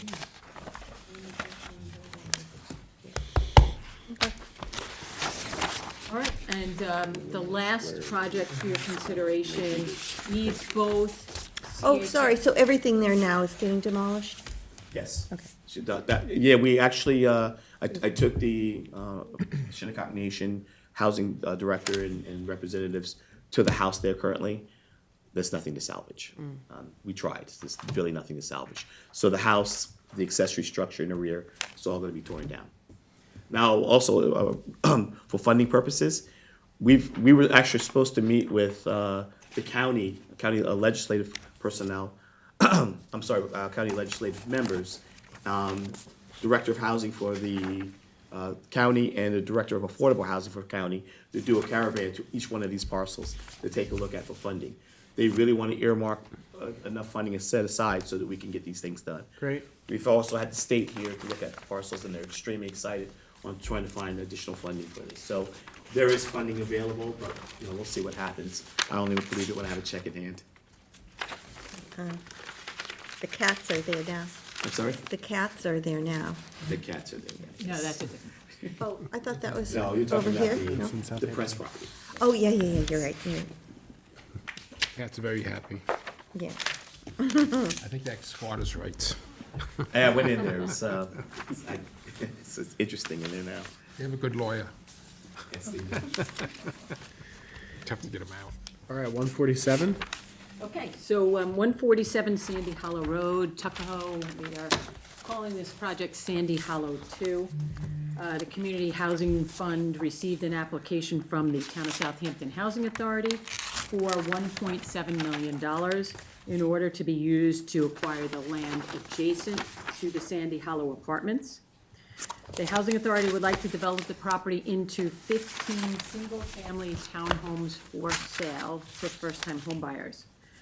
The Community Housing Fund Advisory Board analyzed the application of the Housing Authority and determined that it meets the following criteria set forth in the town's housing plan. It expands the supply of low, moderate housing ownership, home ownership in the town. It brings needed affordable units to the eastern part of Southampton town. The units would be affordable in perpetuity, and the cost of each affordable unit is, to CHF, is $113,000. So it's very, a good use of the CHF funds. So for these reasons, the CHF Advisory Board is recommending that the town board consider providing $1.7 million of the funding requested by the Housing Authority. Looks like they're condominium-like structure. Duplex condominiums. Look, please don't take the rendering serious. We use it just as concept. There are going to be many, just like we always do, many alterations to this to ensure that it fits in with the overall community. Because I would like to use the common driveway, Yes, mirror yes. the one that's there, flip it Yes, to the thank other you. way. That's exactly and- what I was saying. And when I saw it, I got like, what? It's nice, so you're not looking into So all the we units. worked Just so the hard to one make building. it look like a single-family dwelling, and it's gonna look the same way on the other Okay. side, It's so. exactly what's gonna, this was prepared, I was doing a speech, the entire actually packet was prepared. I was giving a speech at a conference, and I was giving it, just some of the projects we were working on. So this was just used for context. We still have to go and talk with our developer. They won't be looking into a It won't be, parking lot. the site plan will obviously Gonna go match through, the other one. it'll be it will mimic Sandy Hollow. Have there been any community meetings on this yet? So, we've already talked to the North Sea Yeah, we community have. several times. They are very much aware, and their main concern is they accept and they are comfortable working, knowing that the Housing Authority in Georgia, based on our experience, will do a great job. Right. They're only concerned about other projects Okay. that will be introduced to that community and what that impact would be. Based on the zoning overlay, we are eligible for 35 units. But are they okay with this? Well, they didn't see this design. This is not Okay. the design. I don't want anyone to. Are take you this. willing to commit to going to the North Sea meeting at some point to discuss the? We've already discussed it with them. Right. They're fully aware that this is on our pipeline. They know this is a parcel that we will be working on. It's taken some time for us to get here.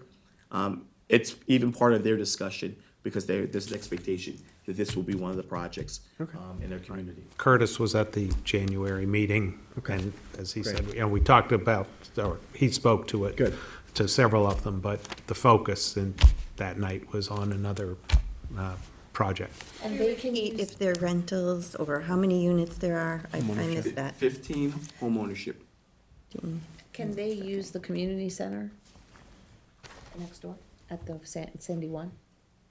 That's something the developer and I will discuss on the access to that community room, or if one would be designed for this location. Is this the same situation where the Housing Authority owns the land and you charge maintenance fees for? Well, it's a condo, so we would have to do an alternate plan. It's a Hollow have condominium. an on-site super? No, it doesn't have an on-site super. So with this addition, it might pay to have somebody there, especially with all the other units being built around. I mean, It's something we'll take. Yeah, right now there's a part-time, because we're able to kind of split time between like Sandy, Spionk, with those two properties, but having this next to it makes a lot more sense for that to happen. The not-for-profit owns the property now, that was formed, the Housing Authority or Housing Finance Corporation. Who owns the property? Who owns the So property? If they're on contract. So. No, not this piece, I'm talking about the current piece. Oh, I'm sorry. Land is in the name of Southampton Housing Authority. Yeah. The improvements are, ownership interest is under Georgia Green, and we're in partnership over the agreement. Right, we just set up the Housing Finance Corporation for the tax Yes, breaks so and the tax credits. Housing Fund Corporation. So just to go back to the sewer. But this is and the not maintenance. we haven't determined if this is gonna be a tax credit deal as of yet. It may not be required to. So just to go back to the super and the maintenance, these are for home ownership. Correct. Okay, so, you know, if they own the property, somebody's not coming in to fix the sink because they own. Well, the as unit. a condominium, you pay dues. But it's not to fix anything, Outside. right, Outside. correct. The inside of their condominium- unit, no. Yeah. So if it's a septic issue, if something outside is broken, yeah, of course, but these are home ownership.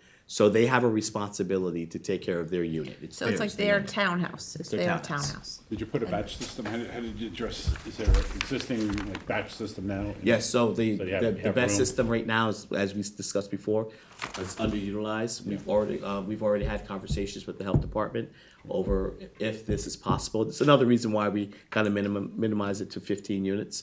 It probably could take more, but we wanted to make sure we were, On the density. yeah. So one of the big design features that we worked for with Sandy Hollow is from the road, you don't see all these different entrances. You only see one entrance, so that's what we'll work with Curtis and Dave on, is that from that road-facing side building, it's not gonna look like, and then you access your townhouse from the inside, and that's where all the doors are. Because that's, you don't realize it and don't notice it until you know that all the What it multiple is. doors are what is annoying and noisy about a structure. So when you can eliminate that on the street side and put it on the other side is the, You have like an interior corridor. yeah. Yeah. And then, oh, no, everybody has separate entrances. They're just not on Sandy Hollow. They're on the other side of the building. Yeah. So we'd have to demolish the existing structure? It is, I don't think it's habitable right now at It present. was like riddled with mold. It It had a is, lot of black mold issues Yes, in that house. there are animals living in it. You can actually see that the house has been breached from the outside. When this original Sandy Hollow was going on, the owners there had a massive flood. And I think all the problems started at that point. But they're turning the property over with the structure on it, so we'd have to do the demolition? Yes. Yeah. Also, I'd like to discuss that this seller, the person selling this parcel, was in opposition of Sandy Hollow. And now supports and thinks it was a job well done. So again, demonstrating that the community can change their minds once they see, the management, the operations, and the aesthetics of the building. Correct. Especially when Dave's involved. Enjoy taking you guys. I appreciate it. Oh, thank you. Thank you very much. We have a lot of work to do, but I'm so Good happy that plans. we have different departments of government that are interested in making sure funding's in play, God's making sure the zoning's, this is absolutely, everyone working together. Yeah, I mean, we just showed you up to 68 units of affordable housing here in the town. East of the canal. Yeah, you mentioned state funding. Yes. That you're waiting to see if that could be put in place. Yes. Are you confident that you're gonna be able to get state funding? Have you thus far received state funding for any other projects? Do you foresee any issues? I don't foresee any issues getting funding for the project. And if not, there's still traditional funding. And as we always have, we've done before with Hampton Bays, or we can bond, we have the ability to bond our deals. So we have funding. What I would like, at some point in time, discuss the community housing fund kind of being a line of credit for some of the home ownership, where we use the community housing fund for the development and construction, and then pay it off when the homes are sold. What about pro-housing community? Is that still on the radar for It you? needs to be done. It really needs to be done. I do have my concerns. Okay.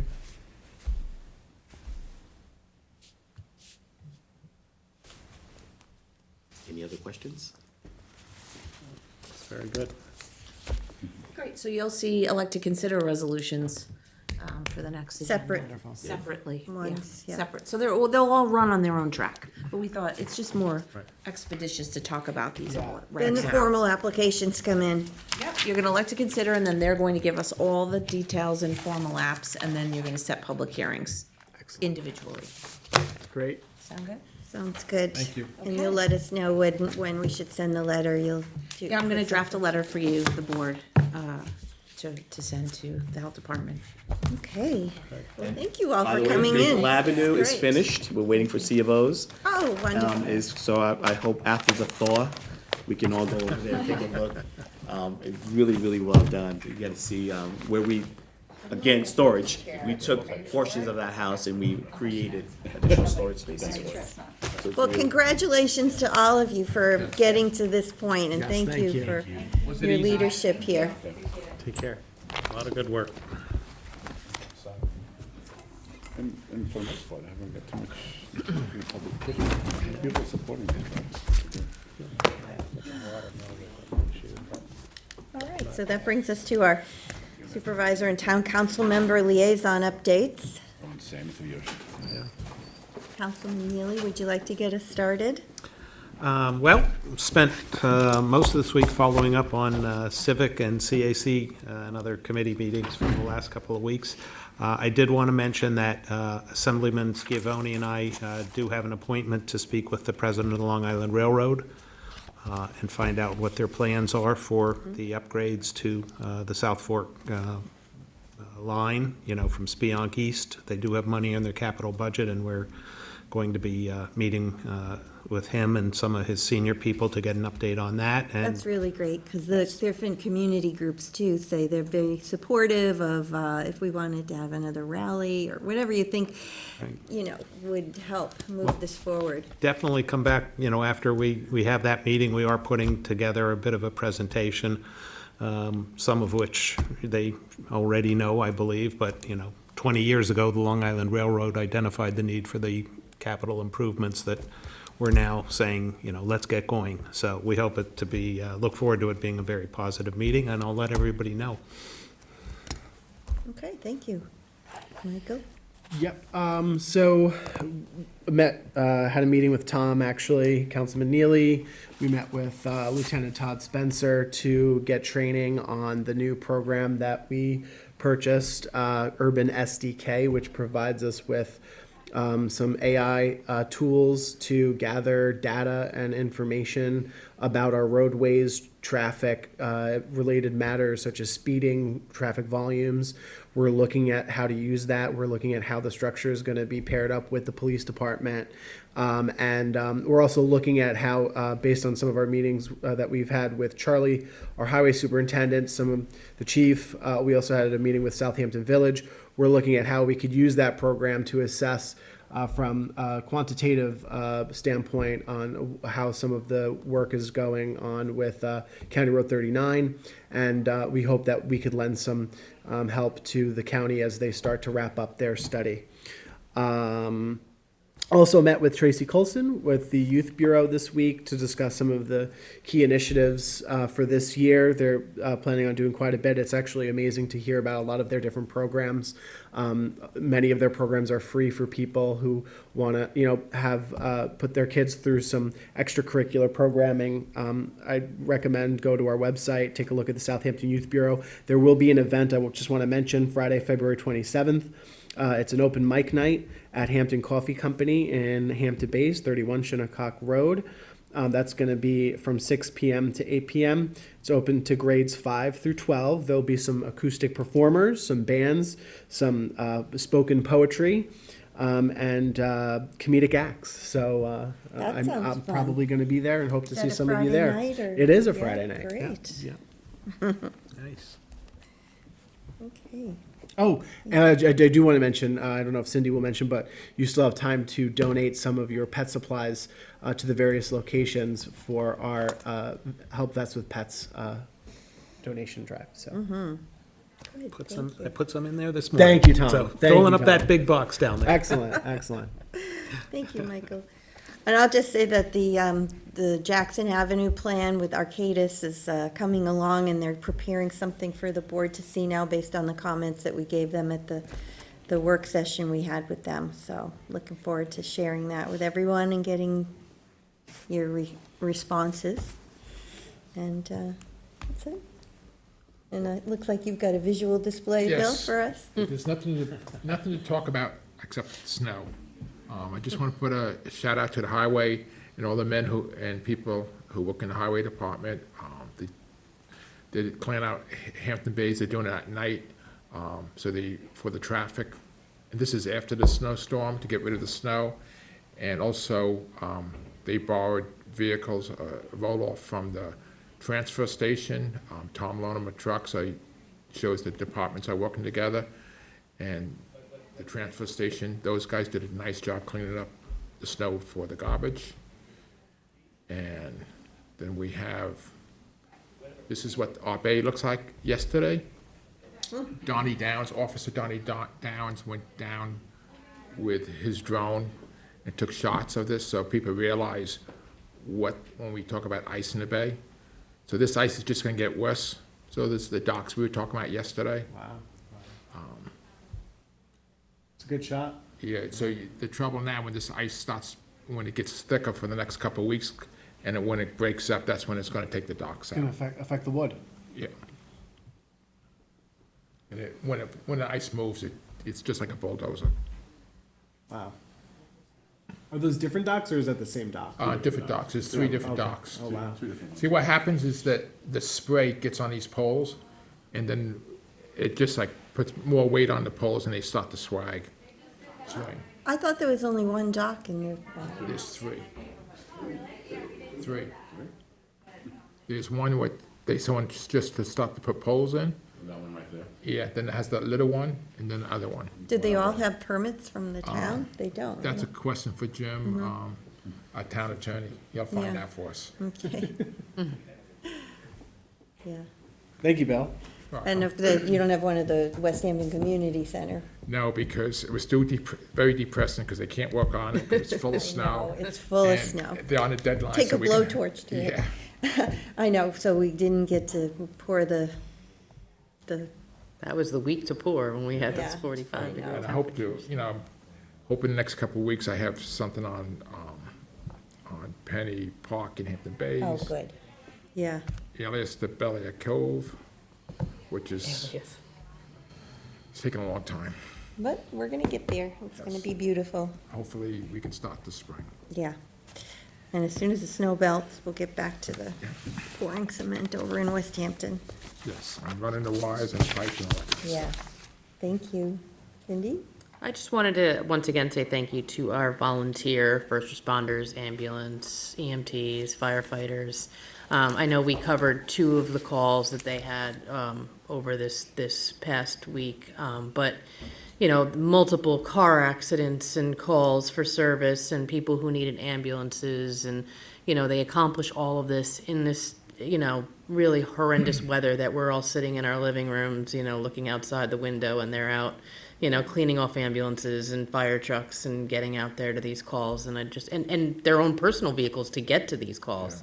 Yeah. So, and then we had, most of our fire departments and ambulances had people on duty, on call throughout the storm, stationed in the firehouses and the ambulances. Away from So I their want to, family. so I want to thank them for taking that time away from their family to make sure our families were safe, and that's all I got for this week. We're very fortunate to have the, volunteers that we do have, with the fire and the ambulance, And we need more. our highway department and the police. I mean, they just do outstanding jobs. And Chief Walker, I think this is his 3rd save, where he came up on an accident scene or a fire, and he had to move someone out.